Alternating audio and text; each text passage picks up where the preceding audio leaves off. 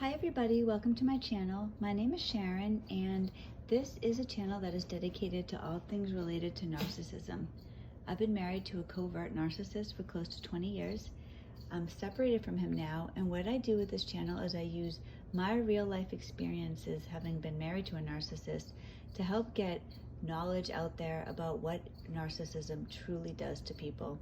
You know, I've heard so many times in the media that certain politicians or certain celebrities are narcissists. The word is just thrown around, but it makes it seem almost like it's some personality quirk. It doesn't really describe at all what it means to be in a relationship with a narcissist.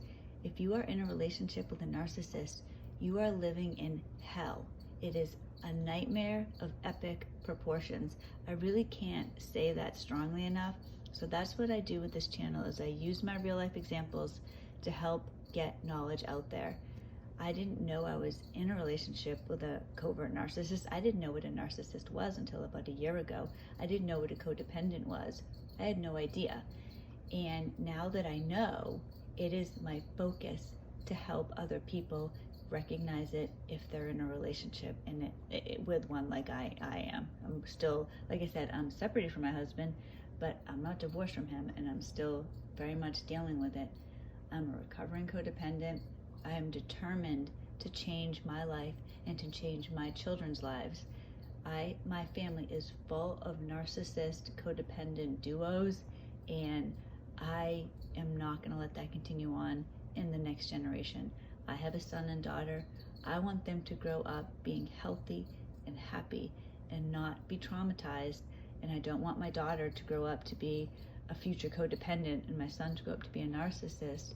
I feel very blessed that I have this knowledge now, and I want to help them and help other people.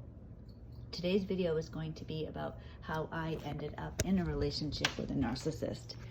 So I grew up, like I said, and my father was a narcissist and my mother was a codependent.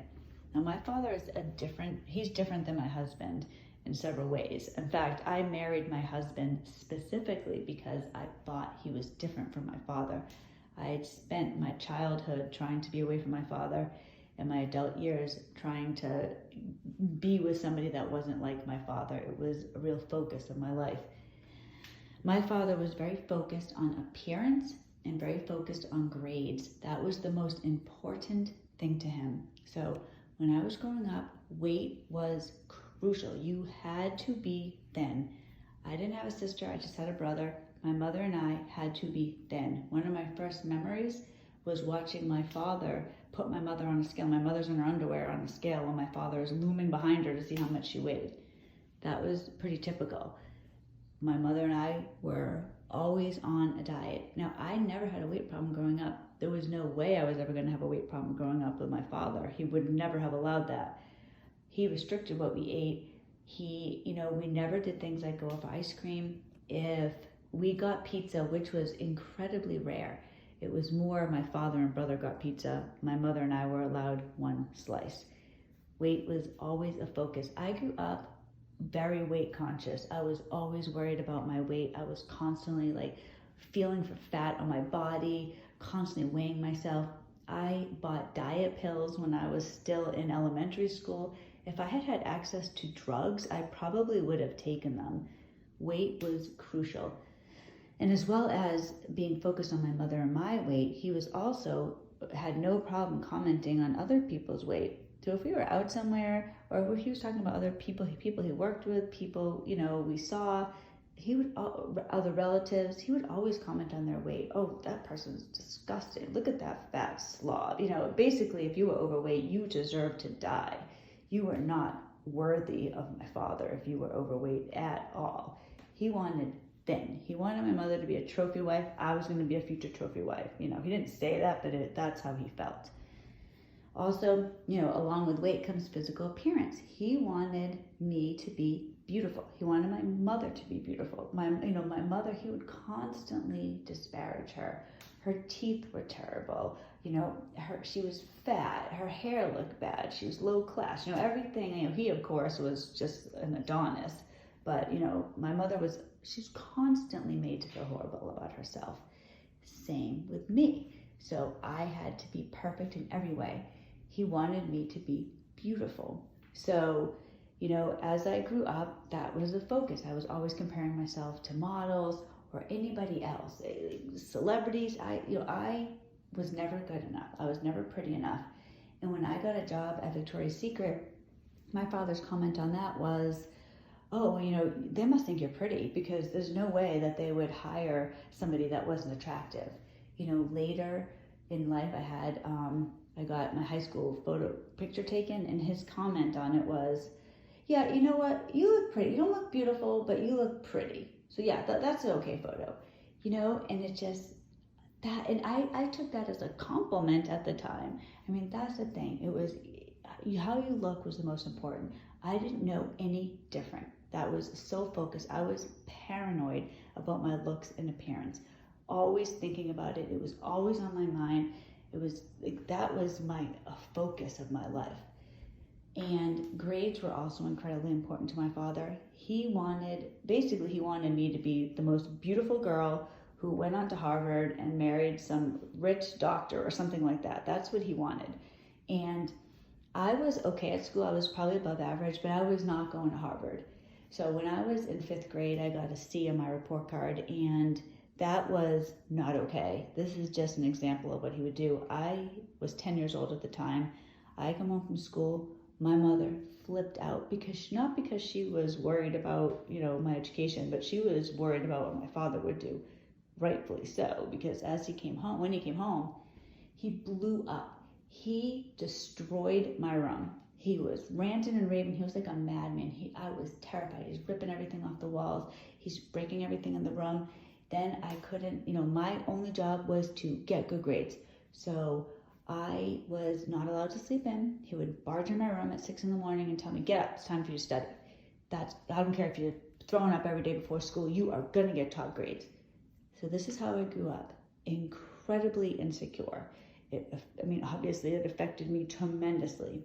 I couldn't wait to get out of that house. It couldn't happen fast enough. So I finally grew up and I left the house and I never lived back there again. It was just, I can never remember a time that I didn't hate my father. So fast forward to when I meet my husband. So I was a very damaged person. I didn't know it, but I was. And that's the thing. If you are in a relationship with a narcissist, you are not as emotionally stable as you should be. There's definitely some work you need to do. And the reason for that is because if narcissists are cruel people. They're not kind, generous, nice people. They're cruel, evil people. They don't care about you. They have no empathy. So if you're in a relationship with somebody like that, it's not right. I don't want to be harsh and say it's not quite normal. It's because you are not where you should be. To put up with this is not okay. You don't deserve it. So that was my situation. So I was not emotionally healthy.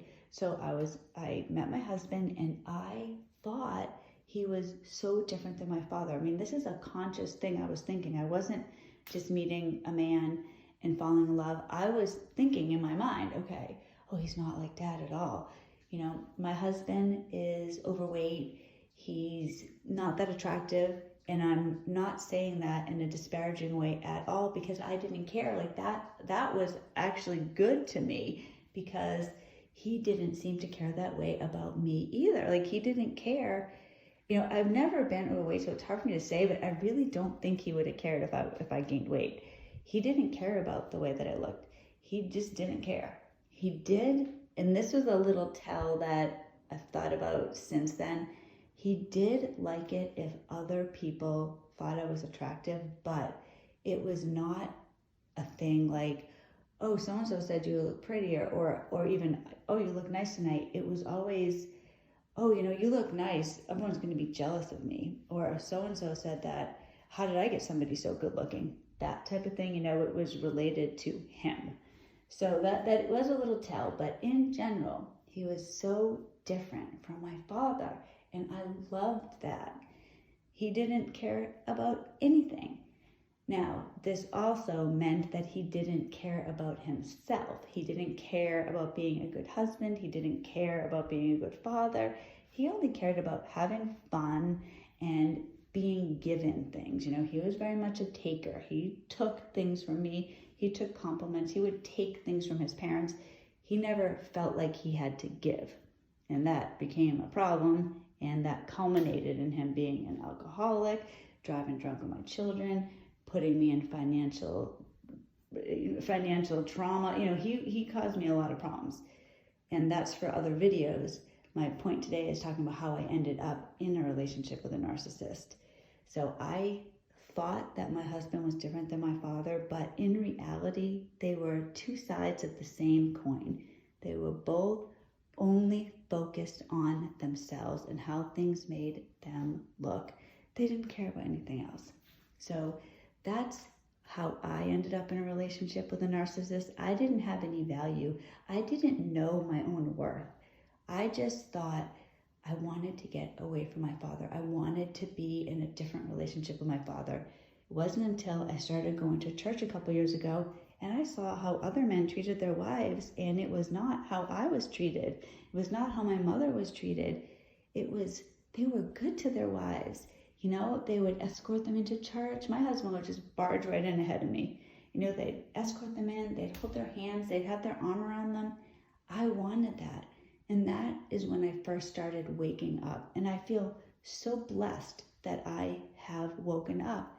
I still have a ways to go, and that's part of what this channel is. This channel is partly therapy for myself, but it largely is I want to help other people. And, you know, if somebody can learn from my examples what not to do, that I am all for that. So thank you so much for watching this video. I hope you liked it. Please consider subscribing and giving it a thumbs up. I'm trying to make a video most days, if not every day. And so I will make another video soon. And thank you so much. I hope you have a wonderful day. Bye-bye.